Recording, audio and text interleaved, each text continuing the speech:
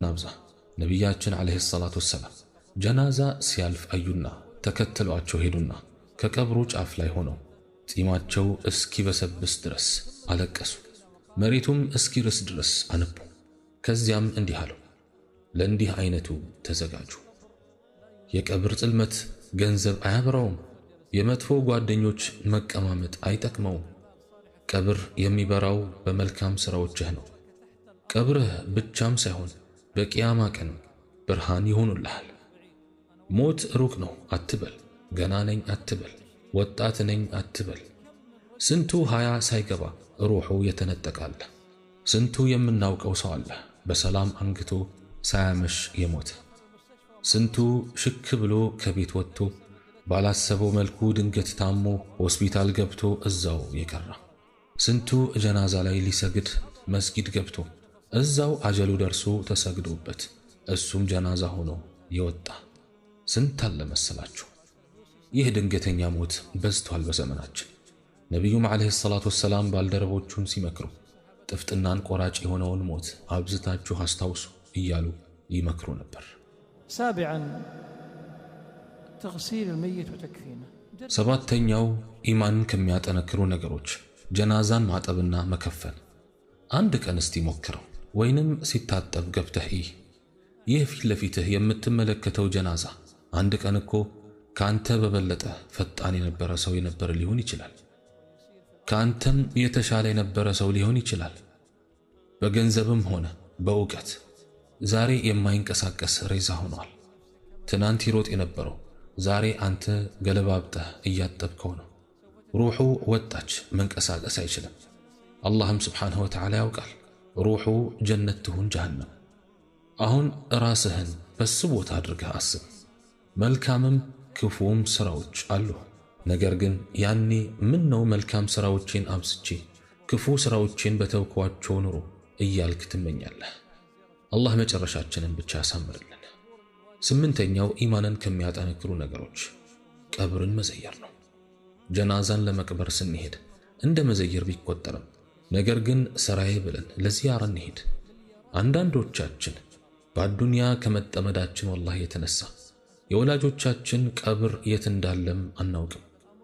በቢሊዮኖች የሚቆጠሩ ሰዎች የሚኖሩት ከመሬት በታች ነው። ኑሯቸው እንደየሥራቸው ነው። ታዲያ አንተ አሁን ይህንን እያወክ ሰላት ከመስገድ የምትዘናጋው በወንድምህ፣ በጓደኛህ፣ በወላጆችህ ላይ በልብህ ውስጥ የተቀበረ ቂም አለ። ለምን? በአላህ እምላለሁ የመቃብር ሰዎች ወጥተው ጥራት ለአላህ ይገባው ለማለት ይመኛሉ። ሱብሓነላህ ለማለት የሁለት ረክዓ ምንዳ በሚዛናቸው ላይ ለመጨመር ይመኛሉ። አንተ ደግሞ በሕይወት አለህ። ስለዚህ ለምን አታስብም? ለምን አታስተነትንም? ለምን አትነቃም? ዘጠነኛው ኢማንን ከሚያጠነክሩ ነገሮች ጀነትን ማስታወስ ነው። ጀነት የተፈጠረችው ለማን ነው? ለደጋግ ባሮች። አላህም ስብሓንሁ ወተዓላ እንዲህ ይላል፣ ይህችም ያቺ ትሰሩት በነበራችሁት ዋጋ የተሰጣችኋት ገነት ናት። ትሰሩት በነበራችሁት ይባላል እንግዲህ አስቡ። ስለዚህ ስሩ፣ አትዳከሙ። ጀነት ሥራን ትጠይቃለች። ከመተኛትህ በፊት 2 ረክዓን ትፈልጋለች። መጦምህን ትፈልጋለች። ሌሊት መቆምህን፣ እስትግፋር ማድረግህን። ጀነትን የሚያክል ውብ ተፈጥሮ የተፈጠረው ለደካሞች መሰለህ? አይደለም፣ ለታገለ፣ ለጣረ፣ ለታገሰ እንጂ። አስረኛውና የመጨረሻው ኢማንን ከሚያጠነክሩ ነገሮች ጀሃነምን ማስታወስ። አንዳንዶቻችን አሁንም በግልጽና በድብቅ ኃጢአቶቻችን ላይ እንደጸናነን። አንዳንዱም ድብቅ ወንጀሎቹ ምንም የማይመስለው አለ። ነገር ግን አንዳንዴ ድብቅ ወንጀሎች ከግልጽ ወንጀሎች የሚበሱበት ጊዜ አለ። ወዳጆች ጠንቀቅ እንበል። ጀሃነም ለማን ነው የተፈጠረችው? ከአላህ ለዞሩት ሰዎች። ስለዚህ መልካም ሥራዎች ቢኖሩህም ወንጀሎችን አሳነሳህ አትመልከት። በዚያ ትንሽ ባልከው ወንጀል አላህ ተቆጥቶብህ ሊሆን ይችላል። የነቢዩ ዓለይሂ ሰላቱ ወሰላም ሐዲስ አስታውሱ። ምን አሉ? አንዲት ሴት አንዲትን ድመት ምግብ በመከልከሏና በማሰሯ ምክንያት ጀሃነም ገባች አይደለም ያሉን?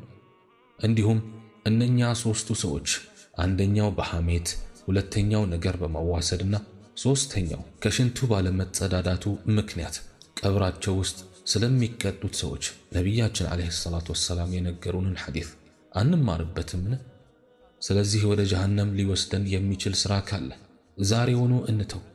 ወደ ጀነትና ወደ አላህ ሱብሓነሁ ወተዓላ የሚያስጠጋን ሥራ ካለ ደግሞ ደጋግመን አብዝተን እንስራው። ወዳጆቼ አላህ ሱብሓነሁ ወተዓላ በዲኑ ላይ ያጽናን፣ በጀነቱም ይሰብስበን። ወሰለላሁ ወሰለም ዐላ ነቢይና ሙሐመድ ወዐላ አሊሂ